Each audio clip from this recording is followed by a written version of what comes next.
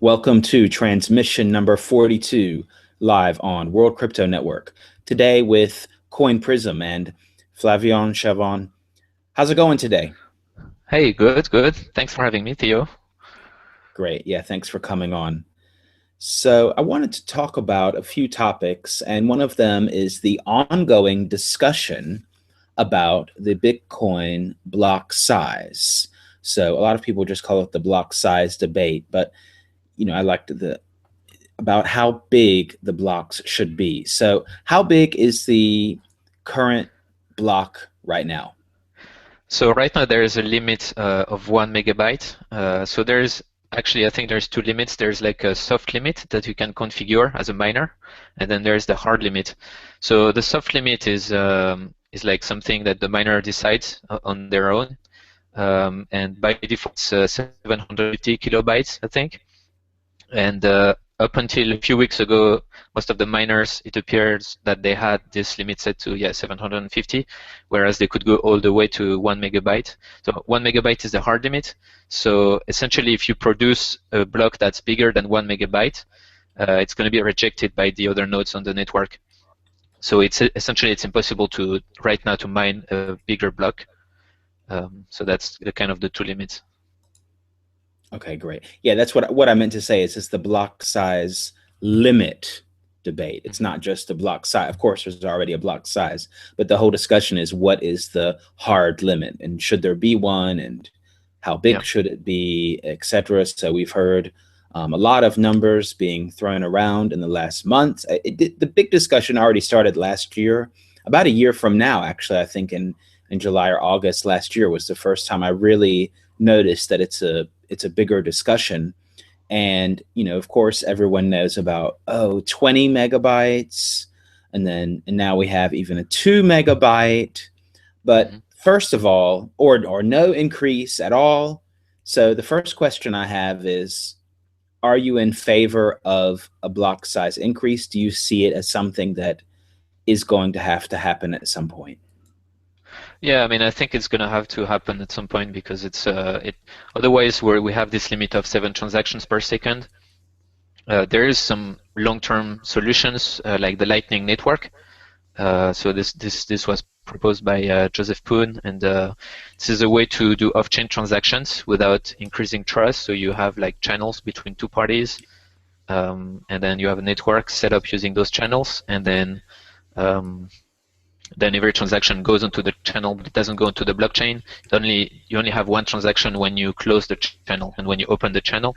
So this can help with like scalability on the long term, but this requires a soft fork onto Bitcoin. So this is the code. It's not like a simple soft fork, so it's not just changing a number like the block size increase.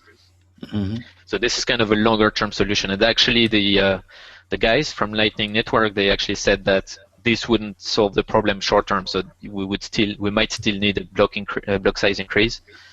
So I think the block size is going to have to increase, otherwise we'll be stuck to 7 transactions per 7 transactions per minute, is it, or per second? Per second. No, I think per second. Yeah, per second. Yeah. Mm-hmm. But this is quite low. So I mean, my opinion is that it's gonna have to happen. So we might as well do it now. 1 MB is it's kind of a random number. It's just Satoshi put the number there. There had to be a number, but 2 MB not gonna change much. The big thing is that we would need to do a hard fork for this to happen. So this is kind of the side of the people who don't want to increase the block size. They insist on the fact that they don't want a hard fork to happen. So, So yeah, exactly. So what's worth it? A 100% increase is 2 MB. I mean, okay, it's true that the number 1 MB came, like you said, randomly, and it was at a time when the transaction volume wasn't exactly the same as now, to say the least. But the other numbers are basically random too. It comes out. I mean, 20, that was just pulled out of nowhere. Also, it seems like it's not really mathematically a reason why 20. Why not 7.2 or 9.8526523 or something else, or 21, because there's 21 million bitcoins, and do 21 and then everything is 21. So there's a lot of subjective numbers kind of being thrown around. But I think the main thing is, what do you think? Is it worth it to do a fork, which is a big deal, and have a big change? Or is it more worth it to say, let's be careful and do a little change? We still need a fork, but we're being a little bit more cautious. What do you think, in your opinion, you see what I mean? I mean, if we're going to do the fork and we do two, well, okay, it's less dramatic. So that's the positive part. But then we still, if we do 20, then we did the big change. Maybe we have to change less often, theoretically. I don't know. What do you think? Yeah, so basically, I think Gavin's original proposal was to first, I think, increase it to 20 or something, and then automatically every I think it was every 2 years, or I'm not sure, like every some amount of time, the maximum block size would readjust itself, like a little bit like the difficulty does. Difficulty adjusts automatically per consensus, so it would be the same thing where the block size would adjust automatically. So I don't know what the current state of the proposal is, if this is still on the table or not. But yeah, if we have to do a hard fork, I would say it's probably better, to go for a bigger change, so that we don't have to do it again, especially if we don't do the automatic adjustment.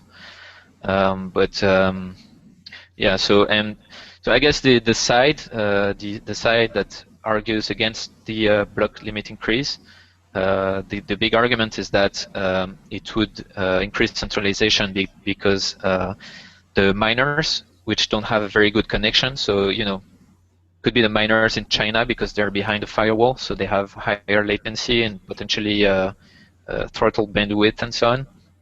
So they would have, the bigger the blocks get, the harder it becomes for them to, the time they lose to receive the blocks and so on. And for, like, let's say a miner in a country that would be censored and would have some kind of firewalls around that country, like China, but some other country, it would be hard for them to mine because they would have this, if you have bigger blocks, then they have to retrieve the bigger blocks, so it's more intensive on the bandwidth, and they get it after more time than the other people, so they are kind of penalized in their mining. So this would increase centralization around the actors which have the best bandwidth. So but I don't think 20 megs. I mean, it's pretty big increase. But I mean, there was number proposed like 2 megs, 7 megs, I think, 20 megs. But like it's even 20 megs is quite fast to download 20 megs. But it's basically you have to pick a number according to what's going to work in the next few years. 20 megs in 2 years is going to be very quick to download that in most countries with a proper internet connection. So it shouldn't be much of an issue. But it's there's a lot of discussions around what to do. So. All right. Well, just to clarify, I mean, the miners can write as many transactions as they want in a block. You get blocks with 1 or none or 3 or a full, and then a full block will come too, or nearly full. So when let's say, for example, okay, the limit is increased to 20, but it's just that the guys in China, because of their internet connection, to stay competitive with mining the blocks, they just don't use 20. They just use the old style, maximum of 1. That shouldn't be a problem, or should it? That's what I'm trying to figure out. So there's 2 things. The first one is the propagation of their own blocks. So obviously you want your block to propagate as fast as possible, because if someone finds a block at the same time, you want your block to go to people to the biggest number of people first. So that's one thing. And as you said, as the miner, you can control how many transactions you put in your block. So you can put 1 transaction, just a Coinbase transaction. But the other thing is that you need to be mining always on the longest chain. So whenever a block is discovered, you want to start mining from that block as fast as possible, because if you keep mining from the n-1 blocks like the previous block, you waste the hashing power because the new block has already been discovered. So if you take longer to download that last block, then that time that you spend downloading the block is time you will waste on hashing power because you won't be mining on the longest chain. So this is important for that as well. Okay, I And see. this is So also why the block limit exists, because otherwise you could put like 100 megabytes or gigabyte worth of transactions in the block, and everybody would be downloading that block for a very long time, and you would have a head start in mining. So this is to prevent this type of attacks. okay, great. Well, that does clarify that pretty much. Okay, so not only is there a lot of discussion about block size limits, there's a lot of discussion about blockchain. Blockchain is the buzzword right now. Blockchain this, blockchain that, right? Everything's going to have a blockchain. So, what is the difference between a so called private blockchain and the Bitcoin blockchain, which I guess you could call public in a way? So, what is the main difference between those types of blockchains? So I think the key difference would be who controls the transactions, who verify the transactions, and who decides which transaction is valid and which isn't. So in the case of a public chain like Bitcoin, and this is basically what makes Bitcoin so interesting, is the validation is done by a group, which is an open group, which is the group of miners. And so everybody who has mining power can participate in the verification of transactions. And so you can decide that the transaction is not valid. If you have enough hashing power, you can use that to decide to censor a transaction. But overall, the group has kind of coherent rules, which is like it's not there's the outer boundaries of that is the consensus, like what makes a block valid. But within those boundaries, you can decide that you won't accept this transaction, or you can do that. So like the group basically controls the validation of the transactions. In the case of a private chain, the validation would be done by a closed group, or either a centralized entity or a closed group of entities that would trust each other. So this is actually a little bit how Ripple works. Like you have a web of trust that is established, and they validate transactions independently. You can have like a consensus between like parties. I think this may be what Hyperledger was doing. You have like a closed group which trust each other, so you cannot join that group, but that group decides which transactions are valid.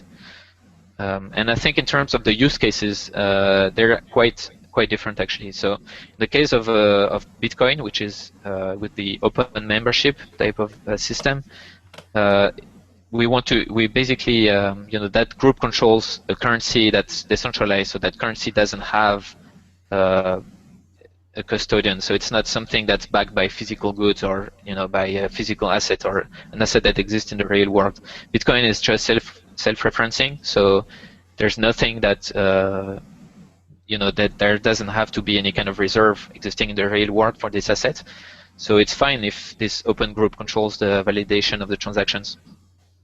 I think the private chains are more useful in the case where you have a physical asset. So I can give you an example. Actually, it would be, let's say, an example of a company who controls a vault containing gold. So that company has, they issue some currency that's backed by gold, and they have to make sure that whenever they issue 1 unit of that currency, they have the backing ounce of gold in their reserves. So in that case, it's different because you don't want to leave that to an open group, because you're the one who knows what is in your vault, and you have to keep that in sync. So this is kind of different I think use cases. In the case of Bitcoin, it's decentralized assets. And in the case of the private chain, it's more adapted for assets which have a custodian. Okay. Well, that sounds great, but couldn't I just use a normal database for the gold example? Why do I need some blockchain? Yeah, so I mean, the blockchain has a number of characteristics, right?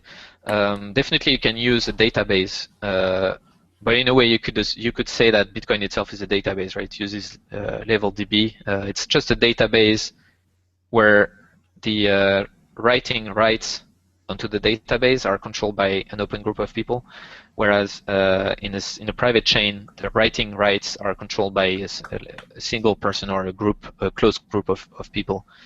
But I think when people think of blockchain, they think of different things. So there's decentralized aspect, which is the fact that it's controlled by an open group, is one, which is the one you wouldn't have in that case in a private chain. But there's other things. So like the transparency is something that was introduced by Bitcoin. So Bitcoin is completely transparent. You can see all the transactions. And also what's also interesting is the transactions have a signature, so you can verify every transaction. You can verify that the signature is correct. So you can check every transaction and see that the owner of a private key signed the transaction properly.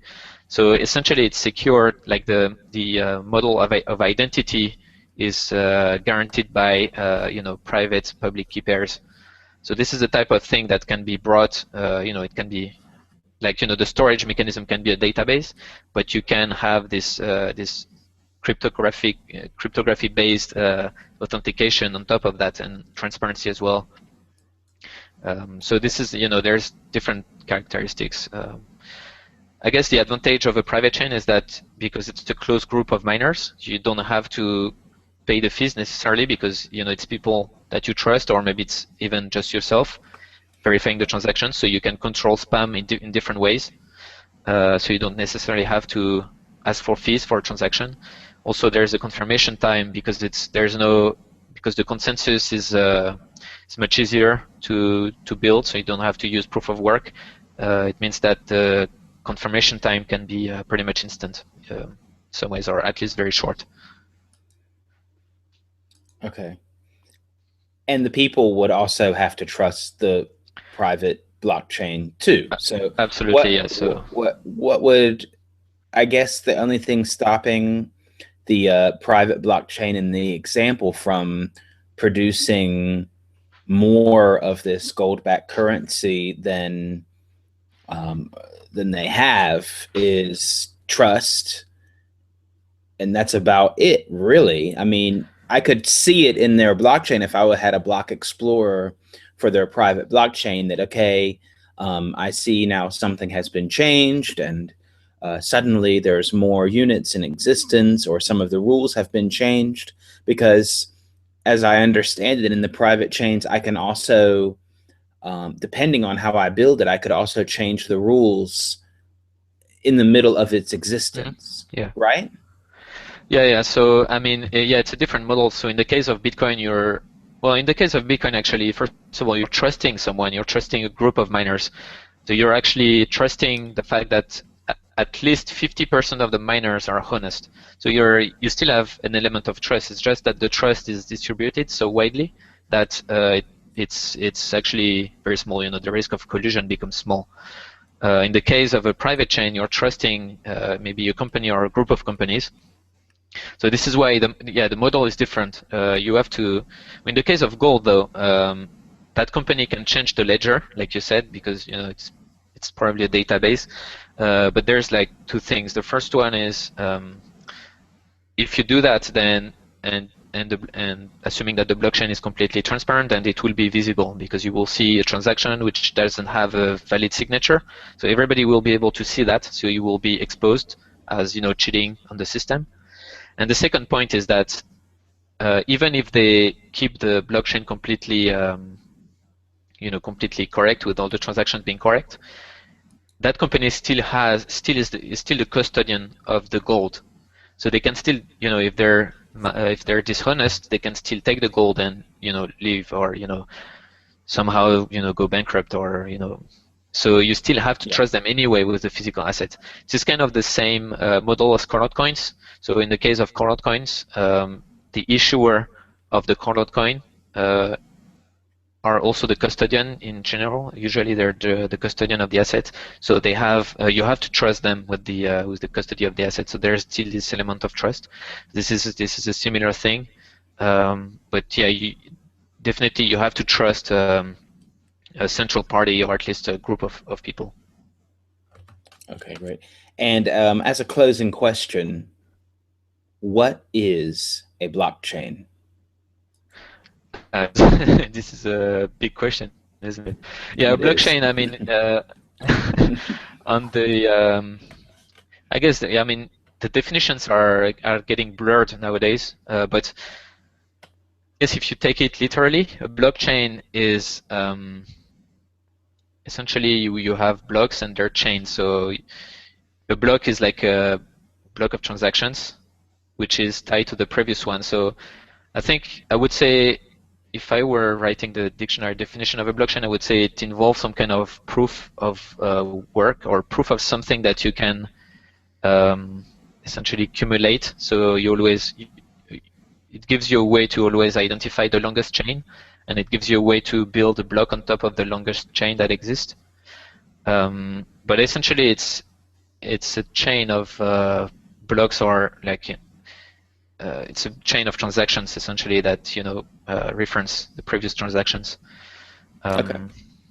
Yeah. It's an interesting question. I think that we need to ask ourselves Yeah, a lot. I mean, we use that word a lot, but yeah, I don't think there's an official definition or like a clear definition. Everybody has kind of different view of what it is.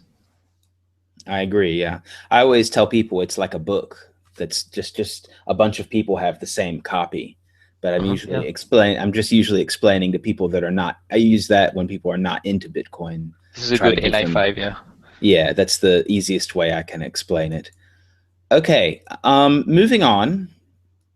NASDAQ has said that they're really interested in blockchain technology, and I believe they're experimenting with on the chain blockchain technology at the moment, but there is a lot of confusion about that. One article says the Bitcoin blockchain, one article says blockchain technology, etc. But what Yes. is clear is they're interested in the open assets protocol, and CoinPrism also uses the open assets protocol. So I was just wanted to ask you, what is NASDAQ doing, or what do you know about it?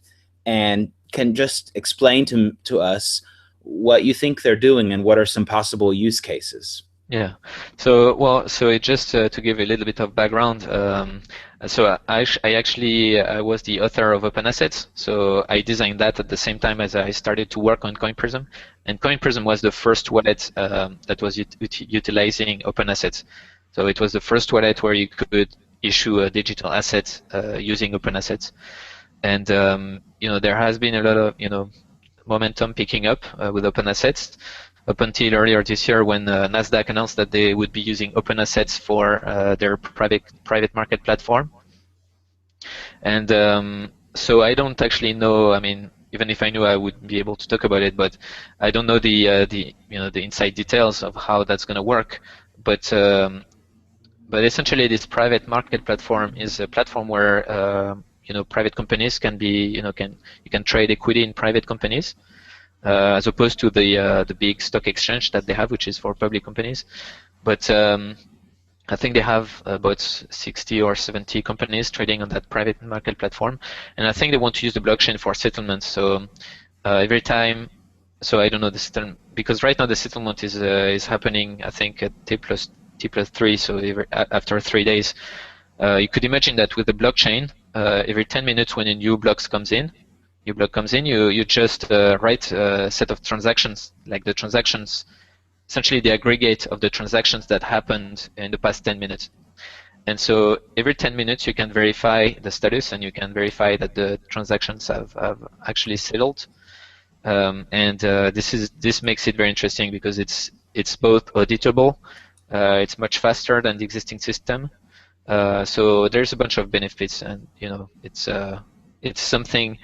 I think one of the big benefits also is the fact that it's an open ledger. It doesn't belong to anyone in particular. It's not controlled by a company. If you look at stock settlement right now, everything goes through DTCC.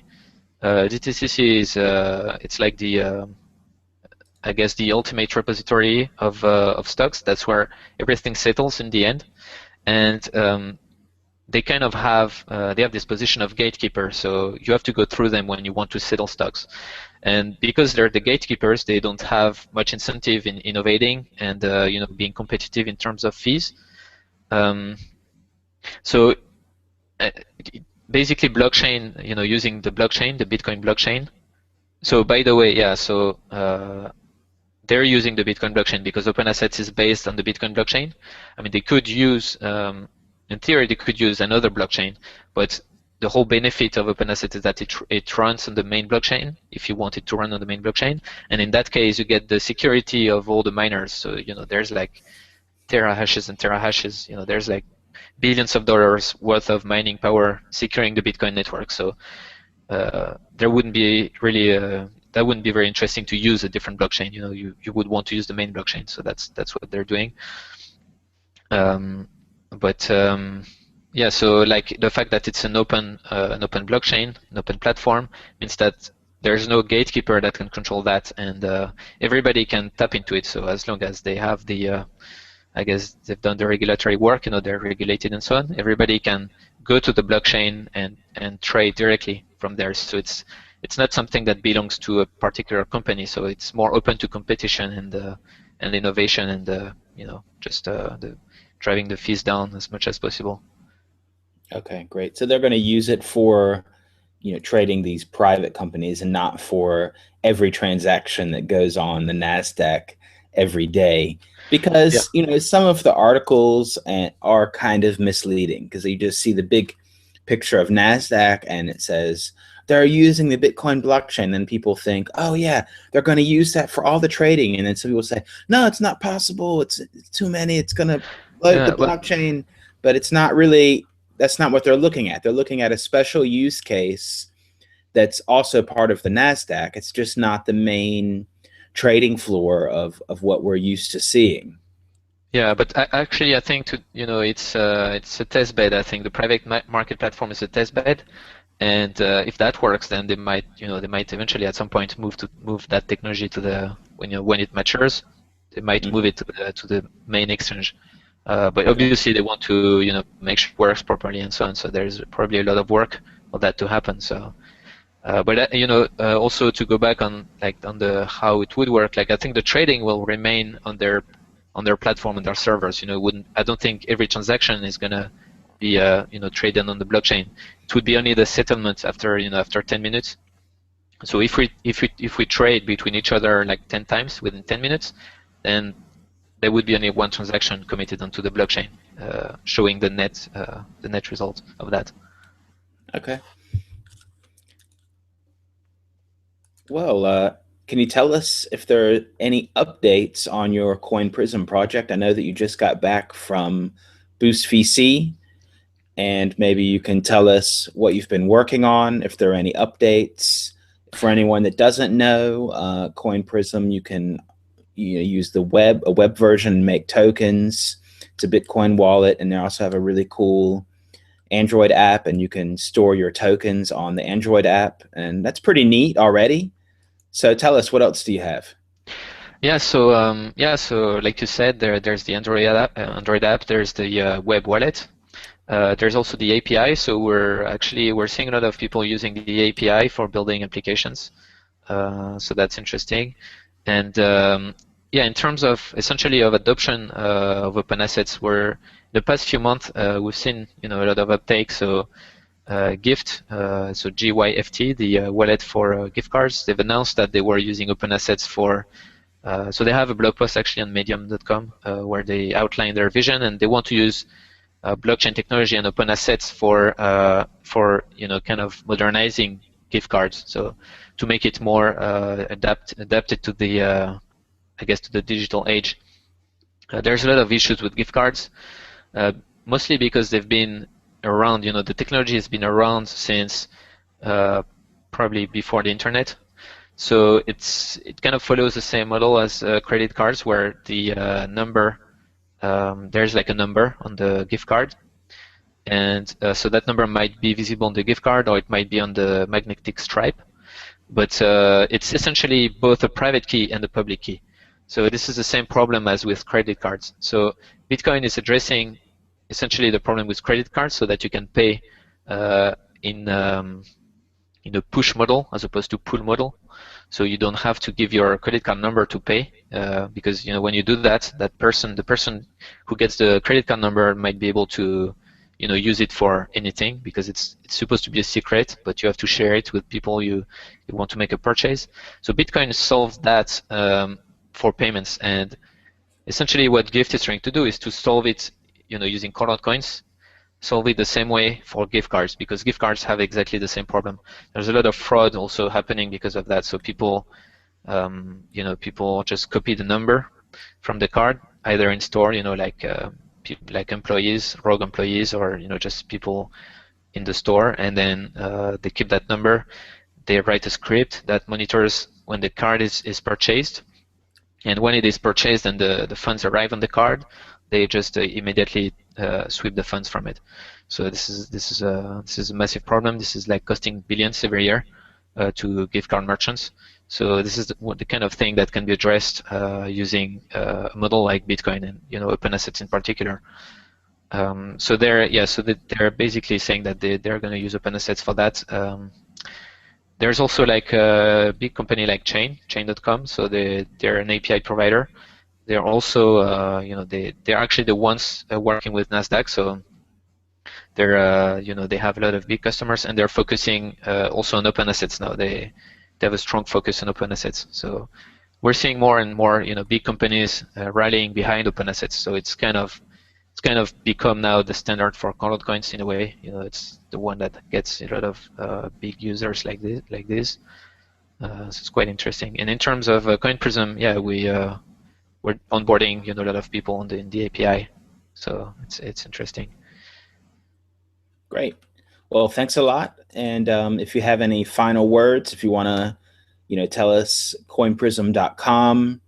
You can find him, CoinPrism, on Twitter. Just type in CoinPrism. You'll find the Twitter. Anything else? No, that's about it. Yeah, check out coinprism.com if you want to. You can create a wallet, and start issuing your coin or trading coins. And yeah, follow us on Twitter @coinprism. Okay, well, thanks a lot today. And that was Transmission 42 on World Crypto Network. Be sure to thumbs up this video, subscribe, give us a like. Also check out altcoinpress.com where you'll be able to find this video. CoinGecko.com, you'll also be able to find this video. And don't forget to check out all the other shows on World Crypto Network. See you next time. Thanks a lot.